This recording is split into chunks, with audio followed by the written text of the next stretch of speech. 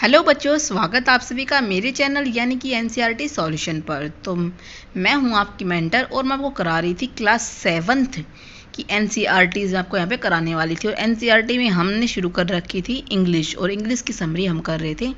Chapter 5 तक की summary मैं आपको करा चुकी हूँ, और आप वीडियो को एंड तक ज़रूर देखिएगा, जिससे कि आपको ये पूरा जो लेसन अच्छे से समझ में आ जाए। I want something in a cage. और वीडियो को साथ साथ अपने फ्रेंड्स को के साथ शेयर कीजिएगा, जिससे उनको भी लर्न करने में मदद हो सके, जिससे कि आपको सारे क्वेश्चन आंसर अच्छे से लर्न हो जाए। ठीक है बच्चों, तो साथ में अब मेरे चैनल को लाइक कीजिए, सब्सक्राइब कीजिए और साथ में बेल आइकन को ऑन कर लीजिए, जिससे कोई भी वीडियो मैं आपको डालूँ सबसे पहले आपको उसका नोटिफिकेशन मिल सके। चलिए शुरू करते हैं। आई want something in A case. और बाकी जिसने वो पहले की 5 वीडियोस नहीं देखी, उनका लिंक आपको डिस्क्रिप्शन बॉक्स में मिल जाएगा, तो वहाँ से जाकर आप सारी वीडियो देख सकते हैं। तो शुरू करते हैं आज का टॉपिक। सबसे पहले बात कर लेते हैं कि यहाँ पे करैक्टर कौन कौन से हैं। तो यहाँ पे एक मिस्टर पुरसेल नाम की एक व्यक्ति हैं, जिनकी खुद की पेट शॉप है, मतलब जो खुद के जो पालतू जंतु हैं, पशु पक्षी हैं, उनको वो बेचते हैं यहाँ पे शॉप पे। तो दूसरा यहाँ पे जो एक स्ट्रेंजर है वो दिखाया हुआ है, वो स्ट्रेंजर उनसे एक पालतू पक्षी है वो खरीद। तो यहाँ पे जो मिस्टर, अब शुरू कर दे लेसन की स्टोरी। जो यहाँ पे मिस्टर पुरसेल है वो एक व्यक्ति है, एक नाम का एक व्यक्ति है, जिसकी एक पालतू जानवरों की शॉप थी, वो शॉप चलाता था। तो उसकी दुकान में कौन कौन से पक्षी थे, जैसे कि बिल्लियाँ हो गई, कुत्ते हो गए, पक्षी थे आदि को अपना भोजन ही बेचता था, और साथ में वो दवाइयाँ भी बेचता था। तो एक दिन क्या होता है कि जो उसकी शॉप पर है एक व्यक्ति आता है, जो स्ट्रेंजर ही होता है, अननोन होता है। तो वो एक जो ये मेहमान आया था नया, उसने एक सस्ता सा कोट पहना हुआ था, और उसके पास दिख रहा था जैसे इसके पास पैसे नहीं हैं, ये मतलब जब बहुत ज़्यादा गरीबी व्यक्ति है।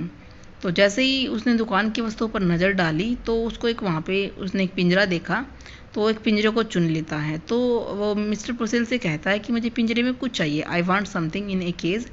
तो फिर यहाँ पे जो मिस्टर पुरसेल थे वो थोड़े से हैरान होते हैं और सोचते हैं पिंजरे में कुछ चाहिए। तो वो फिर सजेशन देते हैं स्ट्रेंजर को कि आप पिंजरे में कुछ सफ़ेद चूहे क्यों नहीं रख लेते हैं। तो फिर वो कहता है कि जो स्ट्रेंजर था वो कहता है कि मुझे पिंजरे में कुछ ऐसा चाहिए जिसकी पंख हो। तो फिर इस पर मिस्टर पुरसेल कहते हैं कि आप जो ये कबूतर है ये क्यों नहीं रख लेते।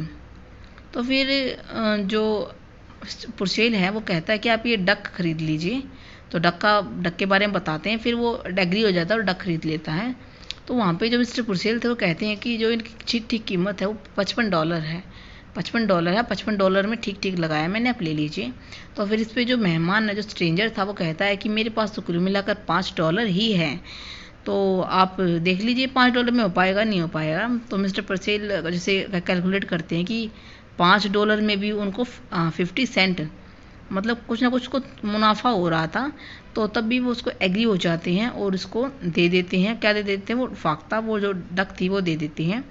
तो फिर उसके बाद जो स्ट्रेंजर था उसने पुरसेल से कुछ कहा कि मेरे को जो ये $5 ये कमाने में कितना वक्त लग जाएगा। तो इस तरह के क्वेश्चन उसको पूछते रहते हैं वो उससे मिस्टर पुरसेल से। थोड़ा जो मिस्टर पुरसेल है वो थोड़ा तंग हो जाते हैं, थोड़ा परेशान हो जाते हैं कि किस तरह का व्यक्ति है और ये शॉप से कब जाने वाला है।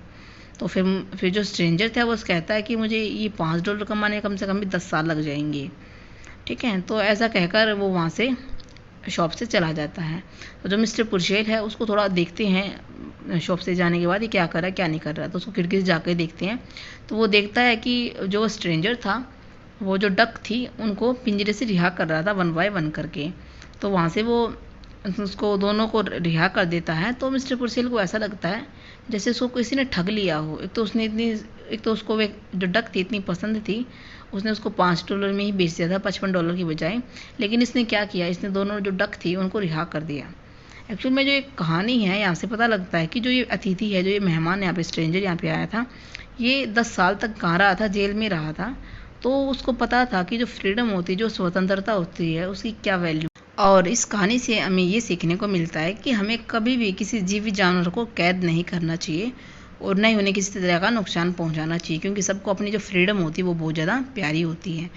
तो बच्चों, आपको आज की कहानी, आज की स्टोरी कैसी लगी, ये चैप्टर आपको कैसा लगा, ये आपको चैप्टर अच्छे से समझ में आया नहीं आया, तो मुझे कमेंट करके ज़रूर बताइएगा आपको ये कहानी, ये कोई स्टोरी, कोई चैप्टर कैसा लगा।